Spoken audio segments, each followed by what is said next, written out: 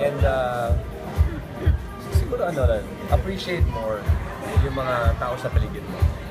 Kasi hindi ko ito mabubuo kung hindi sa tulong ng mga tao sa paligid ko talaga. Pero pa parang baliwala naman. Ibig sabihin, hindi naman siya talagang malaking nagkaroon ng negative effect. I think parang sa akin. Oo, hindi. Parang syempre the first 2 weeks, parang kung namatayan na ewan, di ba? Parang gano'n. Oo. Di ba? Pero after that, yung gagawin mo. Di ba? Magmumukmuk ka na lang. Hindi pwede, di ba? So, parang I wanted to show na kahit anong grabing mangyayari sa buhay mo, meron pang magandang pwede mangyari. Diba? So, hopefully giving hope to people. Is the vaccine behind that? No, you know what? There's still, yeah, still pursuing, but I don't know. Siguro medyo behind pa rin tayo sa technology. Hindi pa nila matrace. So, ipapasa Diyos ko na lang yung taong yun, o grupong yun, but hindi ako titigil. Kasi until I make an example of people who do things like this, meron pang ibang mabibiktima.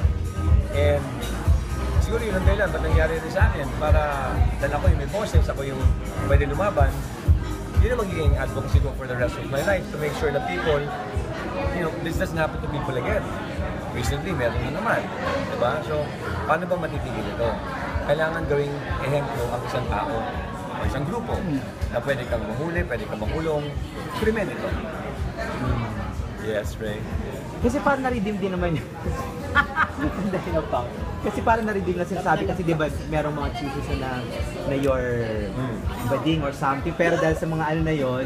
Ilan taon na tayo magkakilala? Yun na nga, pero alam mo na patunayan nung manakit, oo nga, wow, ganyan nanakit pala ito ng bonggang-bongga.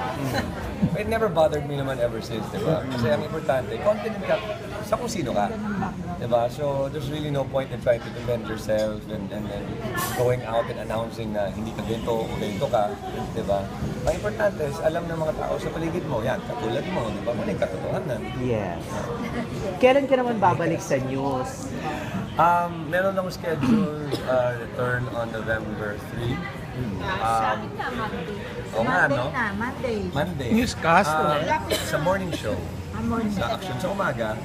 And then, I'll be assigned as the senior correspondent for National Defense. Wow! TV5 pa rin. Oo naman. Nakakontrata. Pero pa pati yung managerial position mo na doon pa rin, di ba? I'm still doing kumbaga, the role of a programming manager of sorts sa mga shows ko. Like sa Demolition Job, ako pa rin ng part of the team, mga ganyan. Sa concept. And then pag may mga bagong concept, ganun pa rin mangyari. Tapos active pa rin ako sa Rescue 5. Kakatapos lang namin ni Bautista dito na mag-training sa Philippine Air Force. Wow. So, sundalo na kami. Sundalo na? Sargento ng tawag ko dyan. Sir Corps Commander. May Corps Commander siya. So, sundalo na kami. Hindi mo na-miss mag-host ng reality show? Sobra na-miss ko. Pero, kung iba talaga yung nakalaan para sa'yo, yun. Kung pwede akong gumawa ng sa'yo yung konsepto, why not? Pero sa ngayon, parang I've learned throughout the years, almost 2 decades na ako sa showcase, di ba? Almost 2 decades na tayong kakilala, di ba? So, parang I've learned na at this point, I can slow down. Ito na eh. Ito na yung pinaghirapan ko, relax. Relax. Kasi yung shock mo ako. Naghanap pa tayo. Wala pa ba? Wala pa rin ba? Ano ba ito ngayon? Kung malas natin. Malay ko dito ang makilala. Pamalingin ka. Alam mo, kilala kita malingin ka ng mga ganyan-ganyan mo, di ba? Pero are you dating or meron? Yeah, we're dating, we're getting to know people. Like I said, who knows, baka dito ang makilala. Pwede naman yun. So wala pa talaga? Sa ngayon, wala pang Pero meron ka na bang marrying age?